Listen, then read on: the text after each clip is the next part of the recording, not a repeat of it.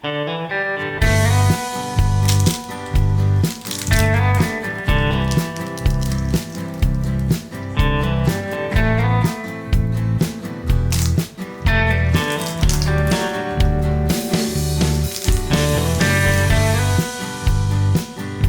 Friends, welcome to Madras Samayal. கொஞ்ச நாளைக்கு முன்னாடி நாங்கள் வந்து ஒரு சூப்பர் மார்க்கெட் போயிருந்தோம். அங்கே வந்து ஃபுட் கோர்ட் இருக்கோம்ல, அதில் வந்து நம்ம ஊர் பழபஜ்ஜி மாதிரியே அவங்க ஊர் டிஷ் இது. வெளியே வந்து நல்லா கிறிஸ்பியாக இருந்துச்சு. உள்ளே வந்து வாழைப்பழம் வச்சுருக்காங்க. அதுக்குள்ளே வந்து பலாப்பழம்லாம் வச்சுருந்தாங்க. வெளியே வந்து சின்னதாக ஒரு சுகர் கோட்டிங்கோட சூப்பராக இருந்தது. அதே நேரம் வெளியே வந்து நல்லா கிறிஸ்பியாக இருந்தது. பொதுவே வந்து நம்ம பழபஜ்ஜி வந்து நல்லா சாஃப்டாக இருக்கும். இது வந்து நல்லா கிறிஸ்பியாக இருந்துச்சு. அதனால் நானும் வீட்டில் வந்து அதே மாதிரி செஞ்சு பார்த்தேன். சூப்பராக வந்தது. அதை வந்து நான் இன்றைக்கி உங்கள் கூட ஷேர் பண்ண போகிறேன். இப்போ இது பண்ணுறதுக்கு வெளியே வைக்கக்கூடிய அந்த ஷீட் நம்ம தயார் பண்ணணும். அதுக்கு ஒரு மிக்சிங் பவுலில் 2 கப் மைதா மாவு சேர்த்துக்கோங்க. கூடவே அரை டீஸ்பூன் போல் உப்பு சேர்த்துட்டு ஒரு வாட்டி கலந்துக்கோங்க. இப்போ இதில் வந்து நல்லா சுடு தண்ணி சேர்த்து நம்ம வந்து கலந்து வைக்க போகிறோம். நம்ம சூடான தண்ணி சேர்த்து கலந்து வைக்கிறப்போ ரொம்ப நல்லா வரும். நம்ம வந்து கை வச்சு கலந்து விடாததுனால தண்ணியோட அளவு தெரியாது. அதனால் ஃபஸ்ட்டே வந்து ரொம்ப தண்ணி சேர்த்துடாதீங்க. குறைவாக சேர்த்துட்டு அதுக்கப்புறமா தேவைப்பட்டால் நம்ம எக்ஸ்ட்ரா தண்ணி சேர்த்துக்கலாம். நமக்கு வந்து 1 கப்பை விட குறைவாக தான் தண்ணி தேவைப்படும். இப்போ வந்து நம்ம கொஞ்சம் கை வைக்கிற அளவுக்கு சூடு இருக்குது. நம்ம வந்து கலந்து விட்டுடலாம். கொஞ்சம் சாஃப்டான சப்பாத்தி மாவு பதத்துக்கு நம்ம கலந்து வைக்கணும். ரொம்ப ஸ்டிஃபாக இருக்கக்கூடாது, கொஞ்சம் சாஃப்டாக இருக்கணும். அதனால் தண்ணி சேர்க்கும் போது கவனமாக சேர்த்துக்கோங்க. ஏன்னா சுடு தண்ணி சேர்த்து நம்ம மிக்ஸ் பண்ணும்போது நமக்கு அவ்வளவு ஈஸியாக தெரியாது எவ்வளோ தண்ணி நம்ம சேர்க்குறோன்ட்டு. அதனால் கொஞ்சம் குறைவாக சேர்த்துட்டு நம்ம தேவைப்படுற தண்ணி எக்ஸ்ட்ரா சேர்த்துக்கலாம். இந்த மாதிரி நான் வந்து ஒரு 5 நிமிஷம் போல் நல்லா கலந்து வச்சுருக்கேன். நல்லா சாஃப்டான சப்பாத்தி மாவு பதத்துக்கு இருக்குது. இதை வந்து அப்படியே வச்சிடலாம். ஒரு 1/2 மணி நேரம் போல் இருக்கட்டும். இப்போது 1/2 மணி நேரத்துக்கு அப்புறமா நான் இதை வந்து 8ஆக பிரிக்க போகிறேன். கொஞ்சம் பெரிய சைஸ் ஷீட்டாக நம்ம பண்ணுறதுனால நான் இன்றைக்கி 8ஆக பிரிச்சுருக்கேன். கொஞ்சம் சின்ன சைஸாக பண்ணுறீங்கன்னா 10ஆக பிரிச்சுக்கோங்க. இப்போ வந்து மேலேயும் கீழேயும் கொஞ்சம் தாராளமாக மாவு தேய்ச்சிக்கோங்க. தேய்ச்சிட்டு நம்ம வந்து லைட்டாக ஃபஸ்ட்டு வந்து நம்ம விரிக்கணும். கை வச்சு விரிக்கும் போதே நமக்கு ஈஸியாக தான் இருக்கும், ஏன்னா சாஃப்டாக தான் இருக்குது. இந்த மாதிரி கை வச்சு லேசாக விரித்து வச்சுக்கோங்க. 2 பீஸ் 2 நம்ம செய்ய போகிறோம். அதுக்கப்புறமா ஒரு பீஸில் கீழே வந்து கொஞ்சம் எண்ணெய் தடவிட்டு மேலே வந்து இன்னும் கொஞ்சம் மாவு கொஞ்சம் தாராளமாக சேர்த்துட்டு இன்னொரு பீஸ் வச்சு மூடி வச்சுட்டு இதை வந்து நம்ம விரிக்கணும். ஃபஸ்ட்டு வந்து கொஞ்சம் ப்ரெஸ் பண்ணிவிட்டு அதுக்கப்புறமா விரிக்க ஆரம்பிச்சிக்கோங்க. இது வந்து கொஞ்சம் சாஃப்டாக தான் இருக்கும். நல்லா ஈஸியாக நமக்கு வந்து விரிக்க வரும். கொஞ்சம் மெல்லிஸாக விரிக்கணும். அப்போ தான் வந்து நல்லா கிறிஸ்பியாக இருக்கும். ரொம்ப திக்காக குண்டாக வச்சிடாதீங்க. கொஞ்சம் மெல்லிஸாக இருக்கணும். ஒன்றுத்துக்கு மேலே ஒன்று வைக்கும்போது மாவு தடவி வைக்கணும், இல்லைனா வந்து ஒட்டிடும். பாருங்கள், இந்த மாதிரி கொஞ்சம் மெல்லிஸாக நல்லா பெருசாக விரித்து வச்சுருக்கேன். இப்போ வந்து நம்ம தோசைக்கல்லில் போட்டு எடுத்துடலாம். ரொம்ப குறைவான சூடில் வச்சு தான் நம்ம வந்து இதை ரெடி பண்ண போகிறோம். அதனால் நான் வந்து தோசைக்கல் லைட்டாக சூடானதும் உள்ளே வச்சுருக்கேன். வச்சுட்டு 2 பக்கமும் ஒரு 30 செகண்ட்ஸ் போல் வச்சா போதும். அதுக்கு மேலே வேண்டாம். இந்த மாதிரி 2 பக்கமும் நம்ம போட்டு எடுக்கும்போது நமக்கு வந்து பிரிக்கிறதுக்கு ஈஸியாக வரும். பாருங்கள், இந்த மாதிரி நம்ம வந்து ஈஸியாக பிரிச்சிடலாம். உள்ளே வந்து எண்ணெயும் மாவும் தடவுனால தான் நம்மளால் ஈஸியாக பிரிக்க முடியுது. அதனால் கொஞ்சம் தாராளமாக சேர்த்துக்கோங்க. ரொம்ப ஈஸியாக நம்ம ரெடி பண்ணிடலாம் வீட்டிலவே. அதே மாதிரி மீதி எல்லாமே நம்ம ரெடி பண்ணி வச்சிடலாம். ஒரு பக்கம் அப்படியே சூடானதுமே இன்னொரு பக்கம் திருப்பி போட்டுருங்க. ரொம்ப நேரம் வேக வச்சிட்டோம் அப்படின்னா கிறிஸ்பி ஆயிரும். அதனால் வந்து லைட்டாக 2 பக்கமும் நல்லா சூடு வந்தாலே போதும். பாருங்கள், இந்த மாதிரி. இப்போ வந்து அப்படியே நம்ம பிரிக்கிறதுக்கு ரொம்ப ஈஸியாக இருக்கும். அது அவ்வளோ நல்லா சாஃப்டாக இருக்கும். நம்ம வந்து கடையில் வாங்குகிற மாதிரியே ரொம்ப ஈஸியாக அழகாக நமக்கு கிடைக்கும். இப்போ இதை வந்து நம்ம அப்படியே ஸ்கொயராக கட் பண்ணிடலாம். அந்த ஓரங்களில் இருக்கிறத வந்து நம்ம தனியாக பொரித்து சாப்பிட்லாம். டேஸ்ட் நல்லா தான் இருக்கும். அதனால் அது வேஸ்ட் கிடையாது நமக்கு. இந்த ஷீட்டை வந்து நம்ம சமோசா பண்ணுறதுக்கு யூஸ் பண்ணிக்கலாம். இல்லை வந்து வேறு ஏதாச்சும் ஸ்ப்ரிங் ரோல் இல்லை ஏதாச்சும் ரோல் பண்ணுறதுக்கு எல்லாத்துக்குமே நம்ம இந்த ஷீட்டை வந்து பயன்படுத்திக்கலாம். பாருங்கள் எவ்வளோ சூப்பராக எவ்வளோ நல்லா இருக்குன்ட்டு. அந்த ஷீட் பாருங்கள் எவ்வளோ மெல்லிஸாக சூப்பராக இருக்குன்னு.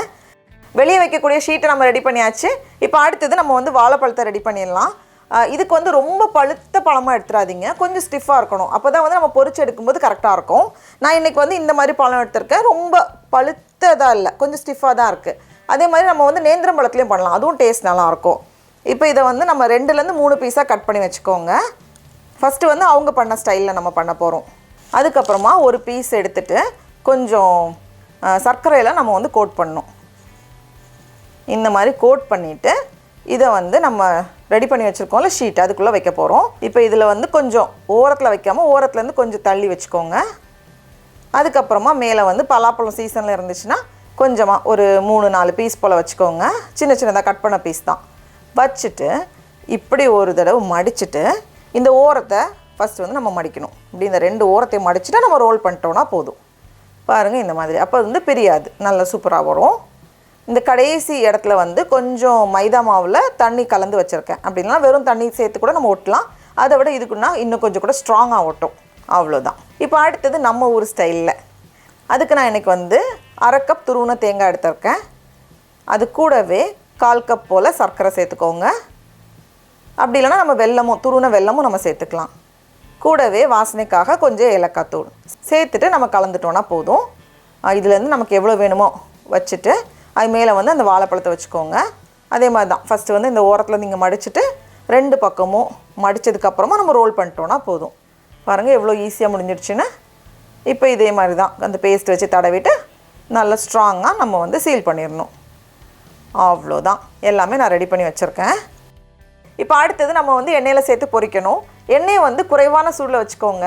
ஏன்னா அதிகமான சூடில் இருந்துச்சு அப்படின்னா எண்ணெயில் சேர்த்ததுமே டக்குன்னு வெளியே வந்து பொறுன்னு பொரிஞ்சு வர மாதிரி வந்துடும். நமக்கு வந்து கடையில் வாங்குற மாதிரி நல்லா ஸ்மூத்தாக வரணும் அப்படின்னா எண்ணெயை வந்து குறைவான சூடில் வச்சு தான் நம்ம பொரிக்கணும். நம்ம வந்து சேர்க்கும்போது பாருங்கள் ரொம்ப குறைவான சூடில் இருக்கும். இந்த மாதிரி இருக்கணும். அப்போ தான் வந்து வெளியே நல்லா ஸ்மூத்தாகவே இருக்கும். இன்னும் நம்ம சுடு தண்ணி சேர்த்து கலந்ததுனாலையும் ஸ்மூத்தாக வரும் நமக்கு. இது வந்து கொஞ்சம் டைம் எடுத்து தான் பொரிஞ்சு வரும். அதிகமான சூடில் வச்சிடாதீங்க. அப்படியே கொஞ்சம் நேரம் அப்படியே இருந்து நல்ல ஒரு கோல்டன் கலரில் வரும். இப்போ பார்த்தோம் அப்படின்னா நான் திருப்பி போட்டுட்டு கொஞ்சம் நேரம் அப்படியே கொஞ்சம் ஸ்லோ ஃபயர்லேயே தான் இருந்துச்சு.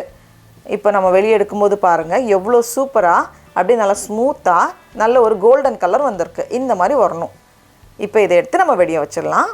பாருங்கள் எல்லாமே ரொம்ப சூப்பராக வந்திருக்கு.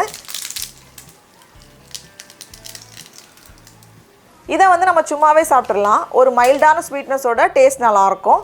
ஆனால் நம்ம வந்து கடையில் சாப்பிட்டதில் வந்து கொஞ்சம் ஒரு சுகர் கோட்டிங் வெளியே கொடுத்துருந்தாங்க. அதனால் நம்ம வந்து அதே மாதிரி பண்ண போகிறோம்.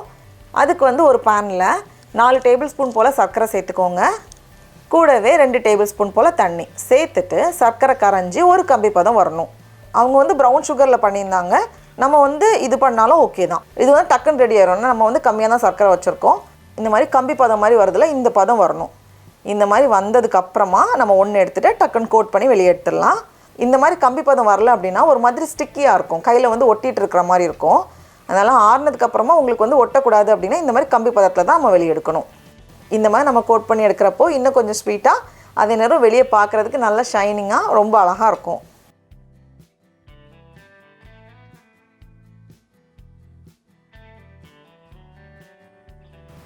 இதை நான் உடச்சி காமிக்கிறேன் பாருங்கள்.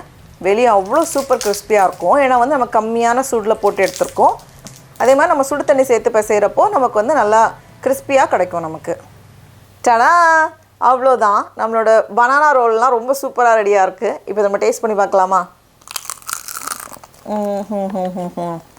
வெளியே நல்லா கிறிஸ்பியாக உள்ளே சூப்பராக இருக்குது. நீங்களும் கண்டிப்பாக இந்த ரெசிபியை வீட்டில் செஞ்சு பாருங்கள். உங்களுக்கு இந்த வீடியோ பிடிச்சிருந்துச்சுன்னா மெட்ராஸ் சமையலுக்கு சப்ஸ்கிரைப் பண்ணுங்கள். நாவின் சுவை எறும்புகள் மாறட்டும்.